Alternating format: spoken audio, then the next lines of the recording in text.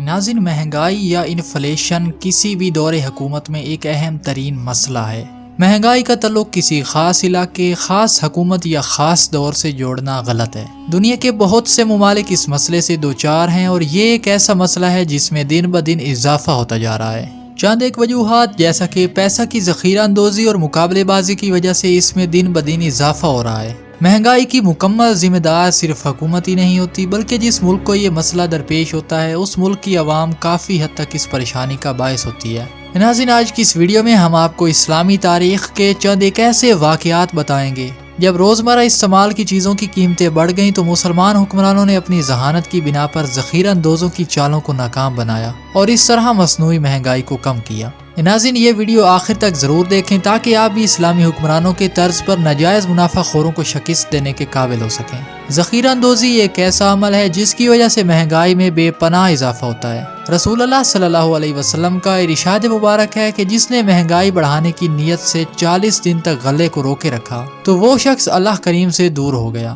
ایک بار عباسی خلافت کے آخری دنوں میں تاریخی مہنگائی ہوئی۔ ابھی شعبان کا مہینہ ختم بھی نہیں ہوا تھا کہ لوگ لقمے لقمے کو ترسنے لگے۔ ایک ایک روٹی کے بدلے لوگ زمین بیچنے لگے، یہاں تک کہ لوگ مردار جانور کھانے پر مجبور ہو گئے۔ مصر میں بھی کچھ ایسی ہی صورتحال تھی اور اتنی مہنگائی اور قحط سالی ہوئی کہ روٹی دیکھنے کو آنکھیں ترسنے لگیں۔ مگر اس وقت کے مسلمان تاجروں نے مل کر اس تاریخی مہنگائی کو اخلاص، تقوی اور سخاوت کی برکت سے ختم کر دیا۔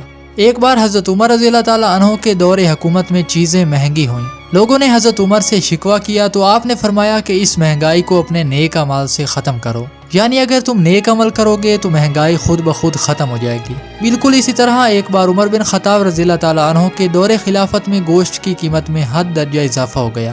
لوگ گوشت کی قیمت کی شکایت لے کر عمر فاروق رضی اللہ تعالیٰ عنہ کی خدمت میں پہنچے۔ حضرت عمر رضی اللہ تعالیٰ عنہ نے ان کی بات سننے کے بعد کہا کہ اگر اس کا بھاؤ بڑھ گیا ہے تو کم کر دو۔ لوگوں نے کہا ہم تو ضرورت مند ہیں، گوشت کی قیمت ہم کیسے کم کر سکتے ہیں؟ حضرت عمر رضی اللہ تعالیٰ عنہ نے کہا کہ دراصل میرے کہنے کا مطلب یہ ہے کہ تم لوگ اس کا استعمال کم کر دو، کیونکہ جب اس کا استعمال کم ہو جائے گا تو اس کی قیمت خود بخود کم ہو جائے گی۔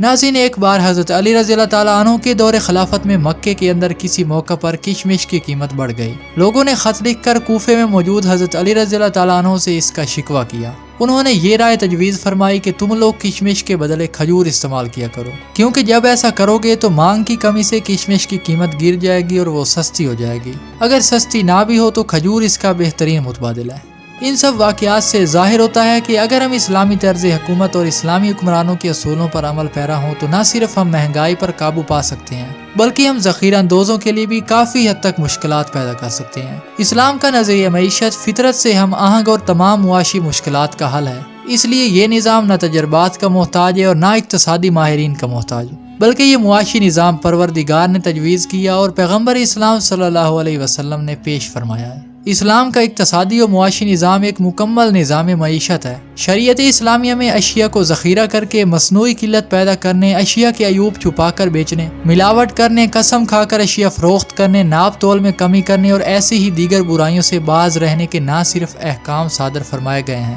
بلکہ ان پر سخت وعیدیں بھی سنائی گئی ہیں۔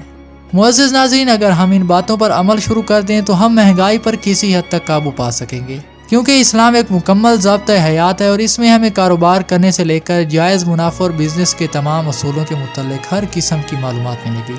اللہ تعالی ہمیں ان تمام باتوں پر عمل کرنے کی توفیق عطا فرمائے، آمین۔